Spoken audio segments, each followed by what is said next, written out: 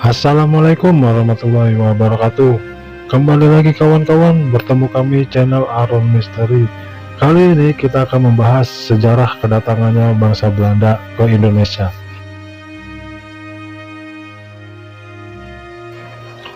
Sebagaimana bangsa-bangsa Eropa yang lain, pelayaran para pelaut Belanda ke berbagai belahan dunia didorong beberapa peristiwa politik dan perkembangan teknologi pada abad ke-15.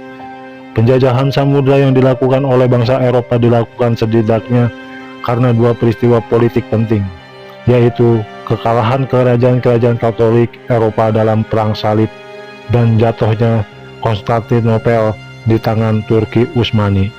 Sebelum kita lanjut, kawan-kawan tolong klik tombol subscribe, like, komen, dan share agar kalian tidak tertinggal video terbaru dari kami.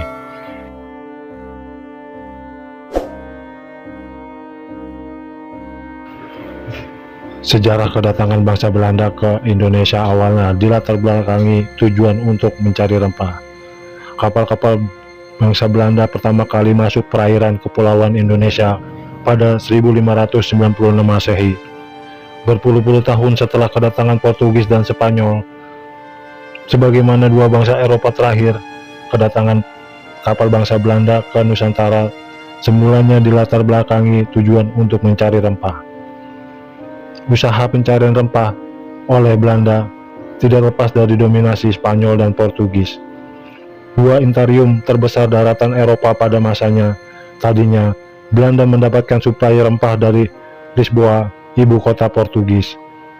Namun, sejak Spanyol menguasai Belanda, negeri Oranye dilarang menerima suplai rempah dari Portugis.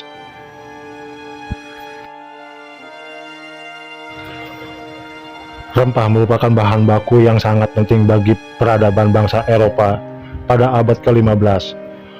Oleh orang-orang Eropa, rempah digunakan sebagai bahan obat-obatan, parfum, bumbu masakan, alat ritual agama, dan yang penting adalah pengawet makanan. Fungsi pengawet sangat dibutuhkan karena orang-orang Eropa biasa menyembelih semua binatang ternak ketika musim dingin tiba. Jika tidak, ternak akan mati karena suhu dingin. Daging hasil sembelihan massal tersebut mesti diawetkan untuk memenuhi kebutuhan selama musim dingin, dan rempah sangat dibutuhkan untuk itu. Oleh karena itu, bangsa Belanda kemudian mencari jalan untuk mendapatkan pasokan rempah. Orang-orang Belanda pun kemudian mulai menjajah samudranya.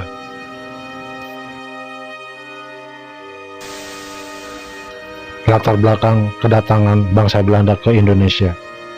Menurut pencarian sumber rempah merupakan faktor utama pendorong pelayaran bangsa Belanda ke Nusantara. Penjelajahan samudra yang mereka lakukan sejak abad 15 Masehi tidak hanya didasari tujuan itu. Sebagaimana bangsa-bangsa Eropa lainnya, pelayaran para pelaut Belanda ke berbagai belahan dunia didorong berbagai peristiwa politik, perkembangan teknologi pada abad 15. Penjelajahan samudra yang dilakukan oleh bangsa Eropa dilakukan setidaknya karena dua peristiwa politik penting, yaitu kekalahan kerajaan-kerajaan Katolik Eropa dalam Perang Salib dan jatuhnya Konstantinopel di tangan Turki Utsmani. Perang Salib memporak-porandakan jalur perdagangan Eropa dan Asia karena berlangsung di perbatasan dua benua tersebut. Selain jalur perdagangan, keadaan ekonomi kerajaan-kerajaan Eropa pun terpuruk. Kas mereka menyusut drastis karena besarnya biaya perang. Berselang 2 abad setelah Perang Salib selesai, kota Konstantinopel, sekarang Istanbul, jatuh di tangan Imperium Turki Utsmani atau Ottoman. Hal ini adalah kabar buruk bagi kerajaan-kerajaan Eropa karena kota tersebut menjadi titik penting jalur perdagangan antar benua Eropa dan Asia. Sejak Konstantinopel dikuasai Turki Utsmani, para pedagang Eropa dilarang datang untuk ke kota itu untuk bertransaksi dengan pedagang-pedagang dari Asia, Laut Tengah. Kala itu pun dikuasai oleh Turki Utsmani. Bagi para pedagang Eropa nyaris tak ada peluang untuk berinteraksi dengan menyuplai barang dari timur jauh. Terputusnya jalur perdagangan Eropa, Asia tersebut dibarengi oleh perkembangan ilmu pengetahuan dan teknologi bangsa-bangsa benua biru, ilmu geografi, dan teknologi pelayaran. Kalau itu mulai maju pesat di Eropa. Ilmu pengetahuan dan teknologi pelayaran yang berkembang pesat setelah Perang Salib membuat bangsa-bangsa Eropa berusaha menemukan jalur perdagangan lain melalui laut. Mereka juga berhasrat menemukan dunia baru di daratan yang masih misterius bagi bangsa-bangsa Eropa, terutama pulau-pulau penghasil rempah. Pelayaran-pelayaran yang dilakukan tersebut, selain untuk mencari sumber bahan baku dari Asia yang dibutuhkan masyarakat Eropa, juga dijadikan sarana misi penyebaran agama Katolik dan Kristen.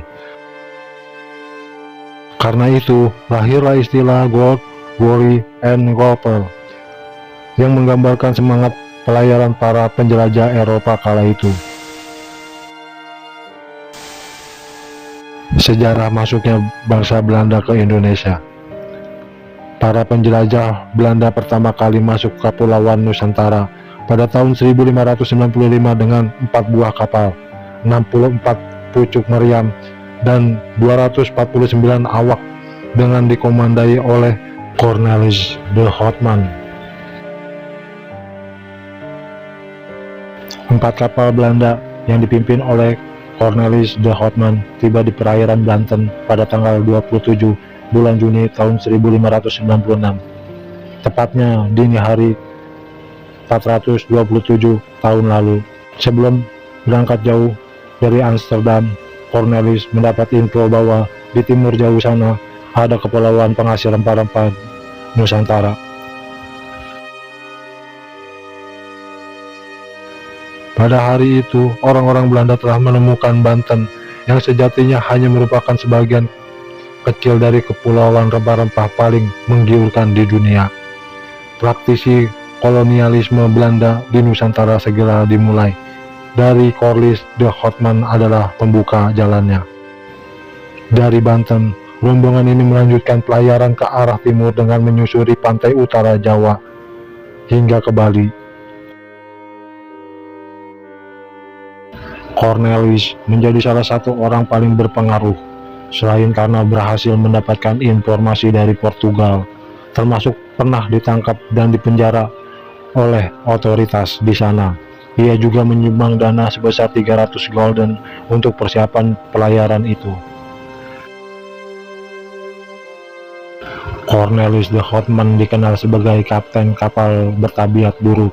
Semula kedatangannya diterima oleh orang-orang Nusantara dengan tangan terbuka.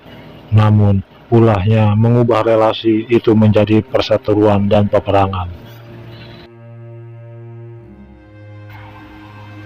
Meskipun begitu, rombongan de Houtman berhasil kembali ke Belanda pada tahun 1597 dengan membawa serta banyak peti berisi rempah.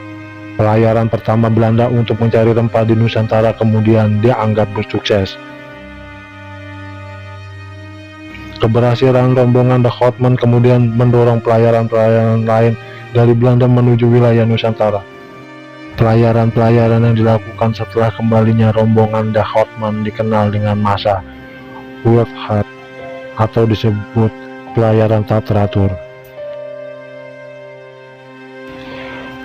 Pada bulan Maret tahun 1599, rombongan Van Eyck berhasil mencapai Maluku yang kala itu menjadi penghasil utama rempah-rempah dalam jumlah besar. Keberhasilan Van Eyck menjangkau Maluku membuat untung besar saat kembali ke Belanda. Pada tahun 1601, gelombang pelayaran menuju Nusantara kembali datang dari Belanda. Sejumlah 14 buah kapal ikut dalam gelombang pelayaran ketiga ini. Rangkaian pelayaran itu melintasi diikuti dengan langkah orang-orang Belanda memonopoli perdagangan rempah di sejumlah daerah Nusantara.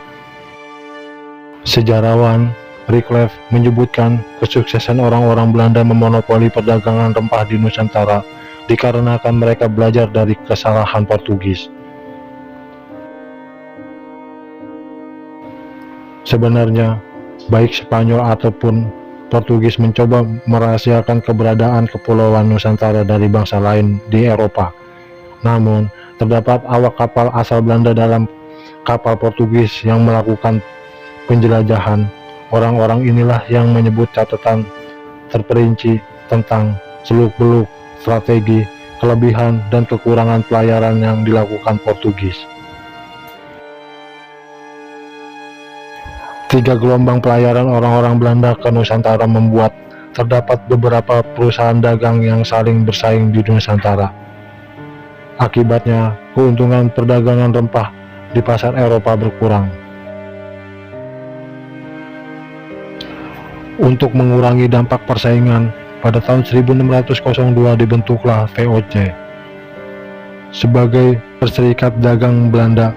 Lewat VOC, perusahaan dagang swasta bersatu dan menghilangkan persaingan sesama pedagang Belanda. Berdirinya VOC juga menjadi tolak dominasi Belanda di Nusantara. Setelah berhasil memonopoli perdagangan rempah, menguasai Batavia dan sebagian Jawa, hingga mengendalikan raja-raja lokal, VOC menjadi representasi awal dari kolonialisme Belanda di Nusantara.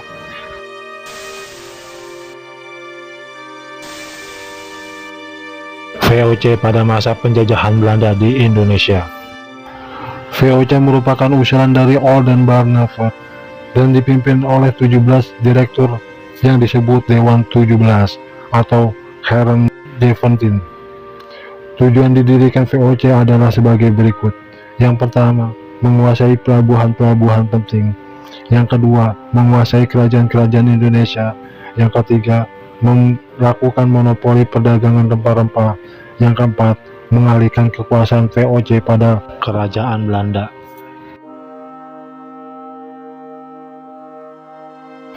Latar belakang VOC menguasai rempah-rempah. VOC mampu menguasai dan memonopoli perdagangan rempah-rempah karena dilatar belakangi dengan beberapa hal, yaitu menaklukkan Portugis. Tak lama setelah dibentuk, VOC mampu menyingkirkan Portugis yang sudah lebih dahulu membangun imperium perdagangan di Asia. Sebanyak 13 kapal berangkat dari Belanda dilengkapi persenjataan yang kuat menyerang Portugis dari segala sisi benteng pertahanan mereka. Serangan tersebut berhasil membuat Portugis takluk dan terusir dari Johor. Di Ambon, Portugis menyerah tanpa penyerangan, sedangkan benteng Portugis di Tidore jatuh. Modal yang berlimpah. VOC menjadi gongsi dagang besar di antara perusahaan-perusahaan dagang yang beroperasi di Asia. VOC tumbuh pesat, salah satunya karena modal yang berlimpah. Dengan modal yang banyak, VOC mampu membiayai operasi-operasi militer yang perlu untuk meraih kedudukan sebagai pemegang monopoli di dunia dalam hal perdagangan rempah-rempah. Penaklukan Makassar pada tahun 1667 yang merupakan pelabuhan terakhir tempat para saudagar dari Eropa dan Asia dalam memasok rempah-rempah bukan dengan perantaran VOC, dan penyelundupan menjadi tertutup. Kemudian VOC mengusir Portugis dari Sri Lanka sehingga bisa menguasai perdagangan kayu manis. VOC terus mengembangkan kongsi dagangnya hingga berhasil merebut Malaka dari Portugis, dan kedudukan VOC semakin kuat. Merosotnya VOC. Memasuki akhir abad ke-18, kejayaan VOC mulai merosot. Kemerosotan tersebut diakibatkan oleh beberapa faktor, yaitu yang pertama, banyaknya pegawai VOC yang melakukan korupsi. Yang kedua, sulitnya melakukan pengawasan terhadap daerah penguasaan VOC yang sangat luas. 3. Meletusnya revolusi Prancis yang menyebabkan Belanda jatuh di tangan Prancis di bawah pimpinan Napoleon. 4. Terjadinya pertentangan oleh rakyat Indonesia kepada VOC dalam bentuk peperangan yang banyak menyedot biaya dan tenaga. Setelah VOC runtuh, semua kewajiban serta utang-utang VOC menjadi tanggung jawab pemerintah Belanda. Pada tanggal 15 bulan Januari tahun 1808, diangkatlah Herman Dellens sebagai Gubernur Jenderal, dan Indonesia yang saat itu dikenal dengan nama Nusantara berubah nama menjadi Hindia Belanda. Dellens dibebani tugas untuk mempertahankan Pulau Jawa dari serangan Inggris karena Inggris telah menguasai daerah kekuasaan VOC di Sumatera, Ambon, dan Banda.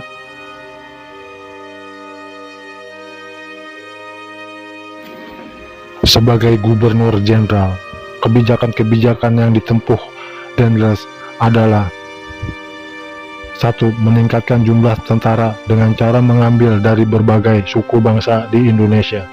Yang kedua, membangun pabrik senjata di Semarang dan di Gresik. Yang ketiga, membangun pangkalan armada di Anyar dan di Ujung Kulon. Yang keempat, membangun jalan raya dari Anyar Panarukan sepanjang kurang lebih 1.100 km. Yang kelima, membangun benteng-benteng pertahanan. Yang keenam, mengeluarkan uang kertas.